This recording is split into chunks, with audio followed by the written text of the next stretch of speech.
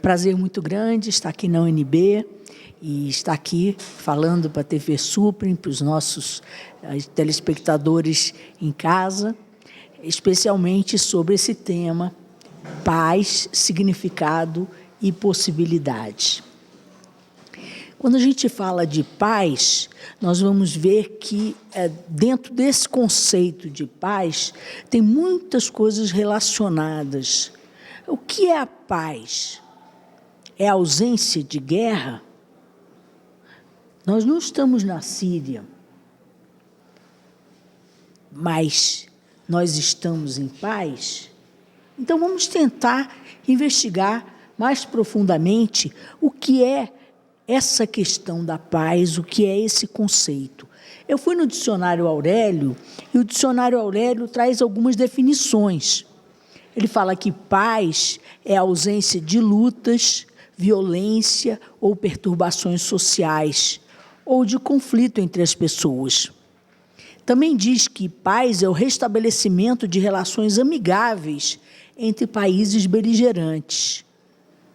E fala também que é sossego, serenidade. Acrescenta o Dicionário Aurélio que fazer as pazes é reconciliar-se. Então, a gente se pergunta, nós não estamos na Síria, nós não estamos em nenhum foco específico de guerra, mas será que nós temos esse sossego e essa serenidade?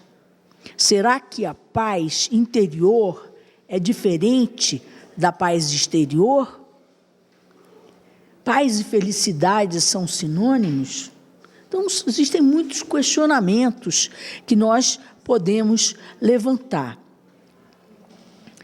Eu fiz uma pesquisa num livro do Dalai Lama que se chama A Arte da Felicidade. E nesse livro, ele nos questiona sobre, afinal, qual é o propósito da vida. Então, ele diz, quer nós vivamos um dia, um século, sempre fica essa pergunta crucial. Qual é o propósito da vida? O que confere significado à nossa vida? E ele responde que o propósito da vida é a felicidade.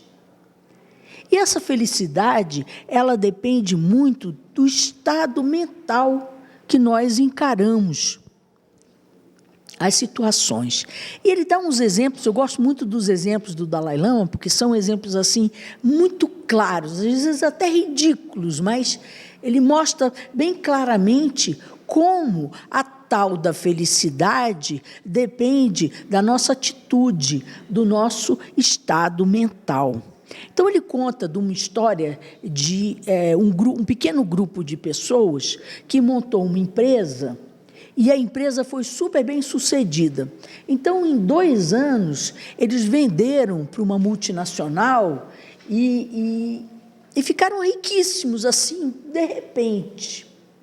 Então, uma mulher que era nesse conjunto dessas 3 pessoas, ela que era uma pessoa de posses limitadas, rapidamente ficou rica, rapidamente pôde comprar uma casa, pôde viajar, pôde desfrutar das benesses do dinheiro.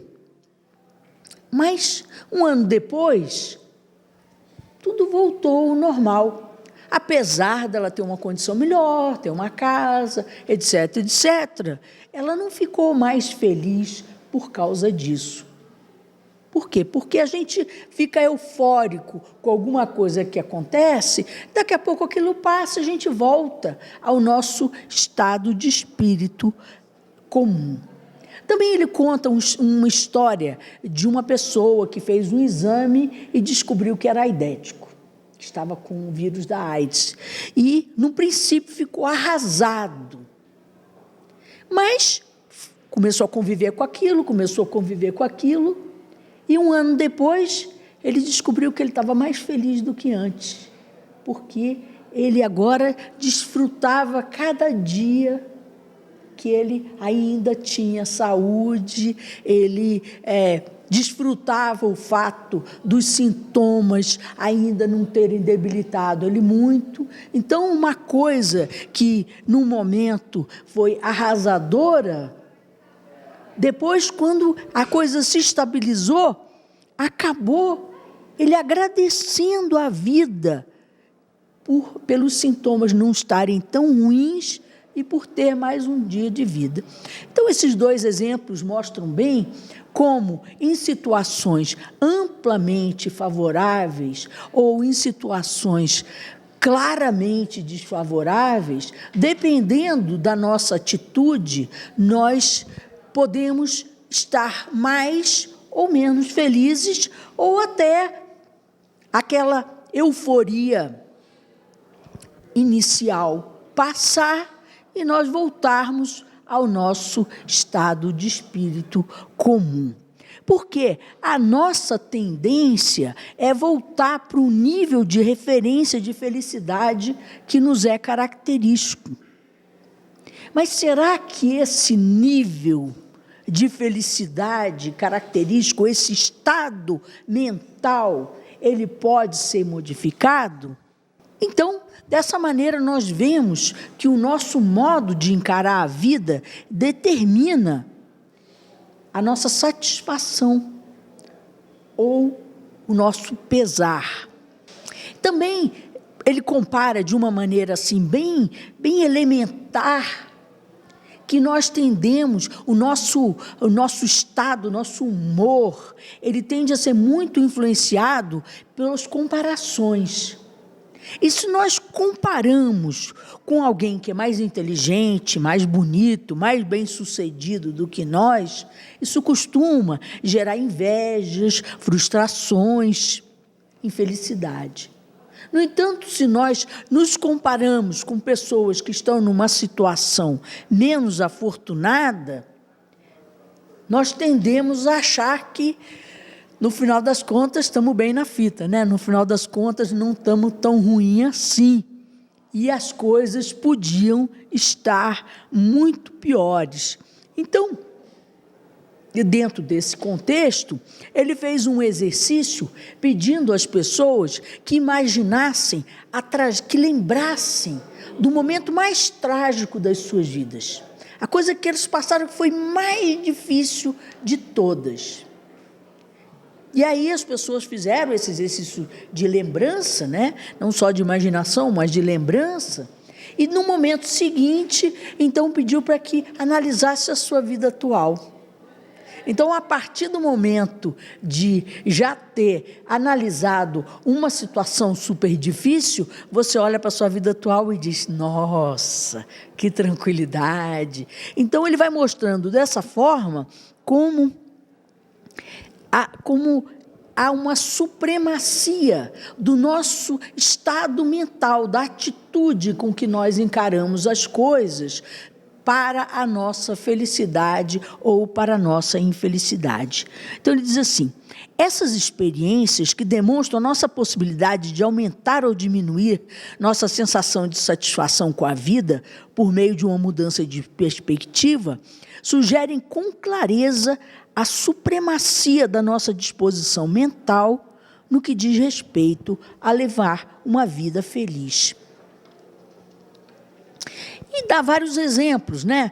Como um pensamento rancoroso, de raiva, acaba com a nossa saúde. Então, até o pessoal faz uma brincadeira, né? Que quando você manda um pensamento de raiva, você manda a cópia, o original fica contigo. Você é a pessoa mais atingida pela sua própria raiva, pelo seu próprio ódio. Então, e aí ele vai dando vários exemplos, como o rancor acaba com a sua saúde, e se você está feliz ou frustrado, o conforto físico não ajuda muito, mas um estado mental tranquilo e calmo faz com que você, mesmo numa situação de saúde frágil, possa estar perfeitamente contente, possa estar perfeitamente equilibrado. Por quê? Por exemplo, numa hora de raiva e de ódio intenso, Os bens não significam nada. Na hora que você está com muita raiva, você tem vontade de jogar tudo no chão. Então, o fato de você ter bens e ter posses, junto com a raiva, não resolve o seu problema. Então, não há nenhuma garantia que a riqueza em si possa nos proporcionar alegria ou a realização daquilo que nós buscamos. E no que diz respeito a amigos, sempre é muito importante ter amigos, não é? Ninguém tem dúvida disso. Mas se você juntar o amigo com uma raiva, na hora da raiva, até aquele amigo íntimo seu parece extremamente irritante. Por quê? Porque o seu estado mental condiciona a sua relação. Então, mesmo se você vai olhar em termos espirituais, é extremamente importante o estado de calma mental, o estado de estabilidade. Mas mesmo em termos das coisas terrenas, mesmo em termos da nossa vida do dia a dia, quanto maior o nível de serenidade da mente, maior será a nossa paz de espírito e maior será a nossa capacidade de levar uma vida feliz e prazerosa. Agora, também ele alerta que paz de espírito não é um estado apático, onde você não faz nada. E mostra que essa paz de espírito e serenidade, ela tem origem no afeto e na compaixão. E faltando a disciplina interior, os meios externos nunca nos darão a sensação de alegria e de felicidade que nós buscamos. Mas, por outro lado, quando nós dispomos dessa qualidade de serenidade mental, que é nada mais, nada menos que uma outra maneira de falar paz, isso nos proporciona uma estabilidade interna, que faz com que mesmo quando faltam os recursos externos, é possível levar uma vida feliz e prazerosa. E aí vem aquele questionamento, não é? Então, se você está satisfeito com você mesmo, se você tem uma satisfação, quer dizer que aquilo que você está fazendo é bom? E aí o Dalai Lama explica que não. Um assassino pode se sentir muito satisfeito na hora que ele executa o seu ato. E muitos atos condenáveis também, como mentira, roubo, adultério, todos esses podem proporcionar um sentimento de satisfação. Então, o que distingue em um ato, se ele é positivo ou negativo, são as consequências dele, as consequências positivas e negativas. E fala muito sobre a ganância. O que é a ganância? A gente quer cada vez mais dinheiro, carros mais caros, cada vez mais bens. E essa ganância, ela acaba conduzindo à frustração. E o pior de tudo, você obtém o bem que você quer, mas você não fica satisfeito. Tal é o poder da ganância de estragar o seu humor. Porque o verdadeiro antídoto para a ganância é o contentamento. Então, acaba não fazendo diferença se você consegue o objeto ou não. Então, diz ele assim: já vimos como trabalhar o nosso modo de encarar a vida é um meio mais eficaz para alcançar a felicidade do que a procurá-la através de fontes externas, tais como a riqueza, a posição social ou mesmo a saúde física. Agora, realmente, a verdadeira felicidade é um estágio de libertação. É um estágio que no budismo é chamado de nirvana, onde não existe sofrimento. E há uma distinção muito grande entre o prazer e a felicidade. O prazer e a felicidade são sensações diferentes. E aí ele tece comentários sobre Epicúrio, sobre Freud. Freud, inclusive, dizia que a raiz dos problemas humanos é você não dar vazão aos seus anseios. Mas como isso, no final das contas, acaba sendo uma nova fonte de infelicidade. E, ultimamente, os cientistas têm procurado fazer exames no cérebro, exames, aqueles, como é que chama? Eletroencefalograma, para descobrir onde está o ponto da felicidade. E dessa maneira, eles descobriram o homem mais feliz do mundo, que é um lama tibetano, que vive em meditação. E aí você começa a perceber esse tipo de... deixa eu me reposicionar. Você começa a perceber como o seu estado de espírito tranquilo, contente, feliz, ele interfere diretamente nas funções do seu corpo, como existe um mecanismo psicossomático. E, nesse sentido, até eu tenho uma historinha pessoal para contar para vocês, porque eu medito já há muitos anos, eu medito há 34 anos, todos os dias, e sei o quanto isso tem feito diferença na minha vida. Mas eu sou uma pessoa bem agitada, sou uma pessoa, assim, dinâmica, meio atrapalhada, e etc. E aí eu vou lá fazer o encefalograma, aí o médico olha para mim e diz assim: nossa, mas você é tão tranquila. Claro, né? Você vai lá, deita lá, você vai fazer o quê? Você vai meditar, não é? Então, fica com a impressão, meus exames deixam a impressão de que eu sou uma pessoa extremamente tranquila. Por quê? Porque no momento ali de meditação, você fica nesse estado extremamente tranquilo. Então, não é só os lamas tibetanos. A gente também, quando medita, a gente vai adquirindo esse estado de tranquilidade, esse estado de paz interna. E também, claro que a gente tem que ponderar a respeito, quando a gente fala da busca do prazer ou da felicidade, existem muitos prazeres que são destrutivos da saúde. Por exemplo, as drogas, ou ele fala aqui um terceiro pedaço de torta, quando você já não tem nem mais fome, aquilo vai te fazer mal, e etc. E como que você evita esses prazeres? É mais fácil renunciar às atividades que acabam sendo prejudiciais quando você tem um foco que o objetivo da vida é a felicidade, não é o prazer momentâneo. E aí ele diz, é só dizer não.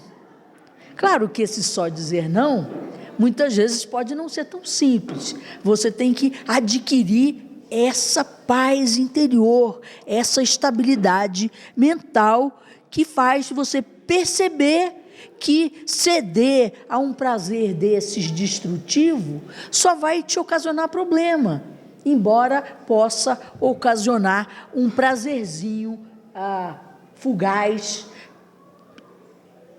criando consequências negativas. Então, nesse sentido, quando ele vai ponderando, o budismo tem muito essa coisa de ir analisando, sabe? De ir vendo o resultado, a causa e a consequência. E pelas nossas cabeças passam milhares de pensamentos a todo momento. E nós começamos a detectar aqueles que são úteis e passamos a nutrir esses pensamentos. E aqueles que são prejudiciais, a gente começa a reduzir. Ou seja, é um aprendizado, é uma coisa que não vai ser assim, estalando o dedo, que as coisas vão mudar o nosso estado de mente. Mas, na medida que nós começamos a identificar essas coisas que são prejudiciais à nossa própria felicidade, e depois a nutrir os aspectos benéficos que nos trazem felicidade, nós vemos que nós esbarramos lá na yoga, com os yamas e niyamas. Por quê? Porque quando existe o treinamento da yoga, você começa por identificar os comportamentos negativos que devem ser eliminados e depois os positivos que devem ser fomentados. Então diz assim: há uma espécie de disposição espontânea que vem de dentro. Portanto, através desse processo de aprendizado, de análise de quais pensamentos e emoções são benéficos e quais são nocivos, aos poucos desenvolvemos uma firme determinação de mudar, com a sensação de que agora o segredo da minha própria felicidade, do meu próprio futuro, está nas minhas mãos. Não posso perder essa oportunidade. Então, nós precisamos buscar a origem dos nossos pensamentos e começar a selecionar pelo resultado de nos trazer infelicidade ou de nos trazer tranquilidade e paz. Tem um indiano que escreveu 2 livros. Ele se chama Bhagavan-Das. Ele escreveu um livro chamado A Ciência das Emoções e um outro chamado A Ciência da Paz. O que mostra que a questão das emoções não é estou sentindo assim e pronto. Elas podem ser cultivadas, elas podem ser orientadas. Você pode ver que um tipo de emoção não te traz felicidade. Por que cultivar, então, esse tipo de emoção? E você pode ver, por exemplo, o sentimento de gratidão, o sentimento de simpatia. Todos esses são sentimentos que nos deixam com bom humor, nos deixam tranquilos, nos deixam em paz. Então, é pouco inteligente simplesmente deixar-nos levar pelas ondas emocionais descontroladas, sem perceber que nós podemos ser senhores do nosso próprio destino.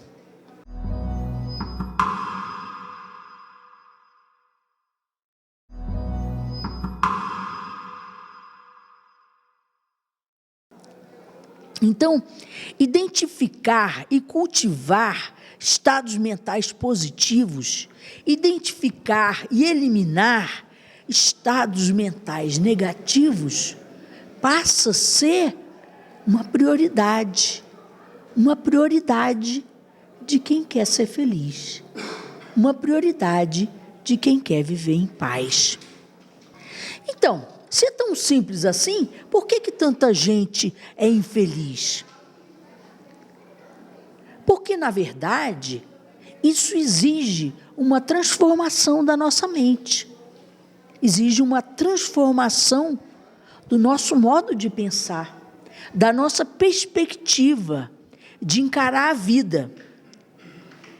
E isso, geralmente, não acontece estalando o dedo. Uma mudança, ela muitas vezes demora a acontecer, mesmo uma mudança física. Por quê? Porque os traços mentais negativos, as nossas propensões, nós precisamos lidar com cada um deles, a fim de neutralizá-los. É um processo de aprendizado. Então, assim, dando uma recapitulada no que nós vimos até agora, nós vimos que nem sempre as condições externas podem nos causar um estado de tranquilidade e de estabilidade mental, de paz, de bem-estar, de felicidade. Dependendo da nossa atitude mental, aquilo pode acabar virando arroz com feijão, virando uma coisa comum da vida e você volta ao seu estado normal. Embora sempre as coisas externas costumam ter impacto na nossa atitude de vida. Então, nesse sentido, se afinal das contas os fatores externos eles nos causam felicidade ou não, eu gostaria de citar uma citação de Kathleen MacDonald no seu livro Como Meditar. Esse livro é um livrinho, ela é uma budista tibetana, ocidental, provavelmente americana, e ela escreveu esse livrinho Como Meditar, que é um livro que tem várias receitas, que você não precisa você não precisa seguir todas. Você tem ali várias ideias de como você pode encarar a meditação. E ela diz assim: nós, de fato, experimentamos a felicidade com as coisas exteriores a nós, mas isso não nos satisfaz verdadeiramente ou nos liberta dos nossos problemas. É uma felicidade de qualidade inferior, inconstante e de curta duração. Pelo contrário, o que precisamos abandonar são as nossas falsas concepções a respeito das situações, porque daria a impressão que nós precisamos abandonar nossos amigos, nossas posses para sermos felizes. Mas não é assim. O que nós precisamos abandonar são as nossas falsas concepções sobre eles e as nossas expectativas irrealistas acerca do que eles podem fazer por nós. Então, dizendo assim, de uma maneira bem simples, nós buscamos a felicidade no lugar errado. A felicidade, ela está dentro de nós, num estado mental pacífico, tranquilo, estável, equilibrado. Mas nós, às vezes, nem sabemos que isso existe e ficamos buscando a felicidade em coisas passageiras, que vão nos dar, no máximo, uma satisfação. Então, o budismo, apesar de nos aconselhar a abandonar as nossas falsas concepções sobre as coisas, afirma que há uma felicidade duradoura, estável, interna, que está em nós a possibilidade de experimentá-la, sendo a meditação o caminho que conduz a essa felicidade que não depende das coisas externas. A base do budismo, elas são as 4 nobres verdades. E é uma coisa muito simples. O Buda, ele era um príncipe muito bajulado. Inclusive, teve uma profecia, quando ele nasceu, de que ele seria ou um grande sábio ou um grande rei. E o pai dele tentou cercá-lo de confortos de maneira que ele não fosse procurar pela sabedoria, mas se contentasse com a administração do reino. Mas com 29 anos, ele encontrou a velhice, a doença e a morte. E naquele momento ele nem sabia que essas coisas iam acontecer com ele. Então, ele decidiu ir meditar até encontrar a causa dos problemas humanos, a causa da dor humana. E ele meditou 6 anos, passou por muitas austeridades, passou muitos treinamentos, passou fome, assim, uma coisa bem linha dura, uma coisa bem rígida. Mas 6 anos depois, ele chegou ao nirvana, ele chegou a esse estado de perfeita felicidade, de perfeita bem-aventurança, que não depende de nada. E aí ele encontrou algumas das pessoas que tinham meditado com ele nesses 6 anos. E ele deu o seu primeiro sermão. E esse primeiro sermão, todas as escolas de budismo, de uma certa forma, se baseiam nele. É muito simples. Diz assim: o sofrimento existe. Existe porque as coisas estão sempre mudando. Essa é a primeira nobre verdade. A segunda é que o sofrimento tem uma causa. Como as coisas estão sempre mudando, nós não queremos que elas mudem. Então nós tentamos nos agarrar e prender as coisas e ficamos ansiosos e geramos um estado de sofrimento. Mas se nós, essa é a segunda nobre verdade, mas se nós percebemos que isso pode mudar, que nós podemos eliminar a causa do sofrimento, a terceira nobre verdade, isso é uma possibilidade real, nós vamos buscar o caminho que leva à cessação do sofrimento. Assim de simples. O caminho que leva à cessação do sofrimento é a quarta nobre verdade. Então, assim, 2 mais 2 são 4. Tudo muda. Se nós tentamos nos agarrar às coisas, nós sofremos. Mas nós podemos viver num outro estado de espírito e terminar com o nosso sofrimento. Só que isso não vai acontecer amanhã de manhã. Nós precisamos trilhar um caminho que leva à cessação do sofrimento. E esse caminho, e eu estou falando assim de uma maneira bem simples, porque inclusive eu estou falando sobre a paz e a felicidade juntos, né? Não estou querendo me aprofundar exatamente no budismo, mas como o budismo tem muito material a esse respeito, eu resolvi trazer algumas citações. Nesse caminho que leva à cessação do sofrimento, se fala da conduta ética. Porque sem ética, os nossos esforços, eles podem nos levar a fazer o mal, em vez de fazer o bem. Quando nós temos recursos e não temos ética, geralmente a aplicação disso não é nada positivo. Então, a ética é o primeiro passo, é a base através da qual o desenvolvimento da mente pode acontecer. E o segundo grupo é exatamente o desenvolvimento da mente. Esse treinamento da mente que, dentro do budismo tibetano, eles chamam de lojong, ou seja, a mente pode ser treinada. Esse é um fator extremamente importante.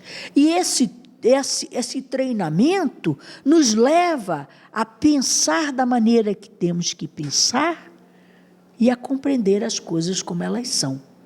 A não nos enganarmos com as ilusões, com as aparências. Então, pediram ao Buda que ele resumisse toda a sua doutrina em poucas frases. E ele disse assim: deixai de praticar o mal, resolutamente praticai o bem, e purificai a mente. Eis o ensinamento de todos os Budas. Então, dentro desse contexto, se nós somos infelizes, nós devemos constatar que só nós vamos poder remover a nossa infelicidade. Porque ela é fruto de um estado mental não pacífico. E só nós vamos poder criar essa estabilidade mental nos nossos corações. Através do amor e da compaixão, nós criamos uma energia positiva. Por quê? Porque todo o processo tem várias etapas. O processo onde você entende o objetivo, onde através da meditação e do altruísmo você desenvolve a sua mente, você se volta para as necessidades dos outros, desenvolvendo aquele estado de mente que é chamado de bodhicitta. Bodhicitta é uma palavra lá estranha, mas ela quer dizer a mente do Buda. Ela quer dizer o altruísmo, ela quer dizer esse estado mental onde nós estamos mais preocupados com o bem comum do que com a nossa própria felicidade. Aí você pode dizer assim, puxa, mas eu vou me preocupar com a felicidade dos outros e não vou me preocupar com a minha própria felicidade? Então os outros vão ser felizes e eu vou ficar infeliz? Como é isso? E aí eu me lembro, aqui na UNB, quando o Dalai Lama recebeu um prêmio. Fizeram ali toda uma coisa tibetana, com aquelas bandeirinhas, com toda a pompa e circunstância. Estava o governador para entregar o prêmio do Dalai Lama e etc. E aí aquela festa danada, aí botaram o microfone para ele falar, afinal das contas ele era um homenageado. E ele falou uns 10 minutos, e ele falou assim, vocês pensam que vai ser muito bom para os outros na hora que vocês se tornarem altruístas. Mas isso é um engano. Quando a gente é egoísta, a gente sofre de autopiedade. A gente vê os nossos problemas como enormes e o problema dos outros como pequenininhos. E por isso a gente sofre de autopiedade. Quando nós desenvolvermos um estado de mente altruísta, nós vemos as coisas como elas são. E os nossos problemas, eles estão dentro dos problemas da humanidade. Não são nem maiores nem menores do que o problema de todo mundo. Então, ele concluiu, nós somos os principais beneficiados por um estado de mente altruísta. Geralmente a nossa lógica é o contrário, né? A nossa lógica é que a gente tem que cuidar de nós mesmos e os outros que se virem, não é? Só que esse estado de mente, de egoísmo, cria enormes problemas para nós. Então, é importante nós vermos como a paz, a felicidade, o altruísmo estão completamente conectados. Também podemos falar da cooperação. Como que nós conseguimos a cooperação? Através da força? Claro que não. Através da simpatia, através do amor, através da boa vontade. Quando nós negligenciamos os outros, nós somos os primeiros a sair perdendo. Então, é necessário desenvolver essas qualidades do coração para conseguir esse estado mental pacífico, equilibrado, que nos permite viver uma vida feliz e equilibrada. Então, gostaria de terminar minha apresentação com uma passagem de umas cartas que são muito importantes de alguns grandes seres que escreveram lá no século XIX. E eles escreveram para uma mulher, uma americana, chamada Laura Holloway. Essa Laura Holloway, ela fez umas perguntas e esses grandes seres responderam para ela umas coisas que, de uma certa forma, se aplica a todos nós. As perguntas para essa Laura foram assim: como você pode discernir o real e do irreal? O verdadeiro do falso? Só através do autodesenvolvimento. Como conseguir isso? Precavendo-se das causas do auto-engano. Como que nós vamos nos precaver das causas do auto-engano? Nós temos que perceber que a canoa vai virar antes dela virar. A gente tem que perceber que o foguinho vai tomar a floresta inteira antes dele tomar a floresta inteira. É o mesmo princípio da vacina. A vacina, eles te põem um vírus que não está todo cambaleante, de forma que você desenvolva anticorpos, para quando o vírus bonzão vem, você já tem como se defender. Então, através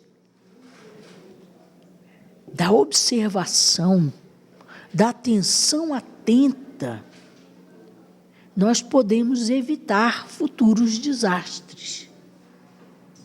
Podemos nos precaver contra ilusões. Tem uma passagem nos Yoga Sutras de Patanjali que eu gosto muito, que diz assim: o sofrimento que ainda não chegou pode e deve ser evitado. Então você tem que se precaver das bobagens que vão gerar resultados negativos para você e para as pessoas à sua volta. Mas como que aí esse grande ser dá mais detalhes de como que você pode se precaver das causas do auto-engano. E diz assim: isso você pode fazer dedicando-se em uma determinada hora ou horas fixas a cada dia à autocontemplação, a escrever, a ler, a purificar as suas motivações, a estudar, a corrigir os seus erros, ao planejamento do seu trabalho na vida externa. Essas horas deviam ser reservadas como algo sagrado para esse propósito. Crie uma rotina de pensamento profundo, de forma que, ao ler, ao escrever, ao planejar o seu trabalho na vida externa, a corrigir suas próprias motivações, você vai afinando a sua percepção. Então, você deve fazer isso todos os dias.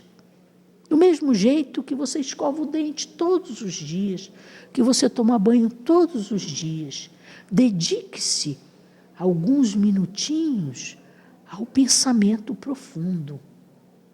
E isso vai dar como resultado que as névoas interiores se dissipam, as faculdades interiores se fortalecem e a certeza toma o lugar das dúvidas.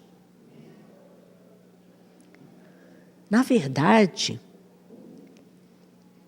a paz só vai ser conseguida se nós caminharmos em direção a ela. Se nós mudarmos nossa vida de maneira a criar um estado mental pacífico, equilibrado, tranquilo, que vai nos ajudar a lidar com as situações da vida. Tem um outro livro do Dalai Lama, que eu não citei aqui, que tem uns exemplos até engraçados. O livro se chama Como Lidar com a Raiva. E ele fala que a gente com raiva fica burro. A gente acha que tem uma força que não tem. A gente acha que tem um poder que não tem. E mostra como um estado pacífico, equilibrado, tranquilo, nos ajuda a lidar com as situações de uma maneira mais eficiente. Tem até um exemplo muito engraçado. Ele diz assim: se uma pessoa vem e te bate com um pedaço de pau, você vai ficar com raiva da pessoa ou do pedaço de pau? Aí você diz, claro que eu vou ficar com raiva da pessoa, não vou ficar com raiva do pedaço de pau.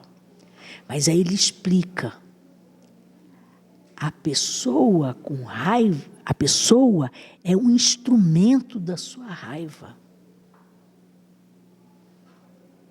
Ela é como um pedaço de pau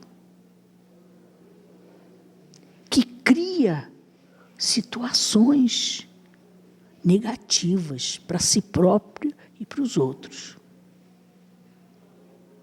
Mas essa paz não vai cair do céu de graça.